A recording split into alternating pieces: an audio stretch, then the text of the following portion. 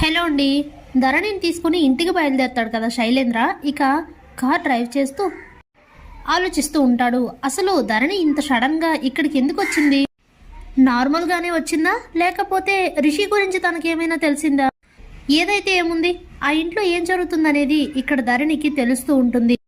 అడిగినా కూడా నిజం చెప్పదు కాబట్టి నా ప్లాన్ నేను చేసుకోవడం మంచిది అని ఆలోచిస్తూ ఇంతలో ఇంటికి చేరుకుంటారు ఇద్దరు. ఇక ధరణి లోపలికి వెళ్ళిపోగానే అప్పుడే భద్రాకి కాల్ చేస్తే, చెప్పండి సార్ అంటాడు భద్ర. నువ్వు నేను చెప్పేది జాగ్రత్తగా విను. ఇక నుండి నువ్వు చేసే పనులతో పాటు ధరణిని కూడా ఫాలో అవ్వాలి. తను బయటికి వస్తే ఏం చేస్తుంది, ఎవరిని కలుస్తుంది, ఎవరితో మాట్లాడుతుంది, ఏం మాట్లాడుతుంది అన్నీ కూడా తెలుసుకోవాలి అని చెప్తాడు శైలేంద్ర. అదేంటి సార్ అని అంటే, చెప్పింది చెయ్యి.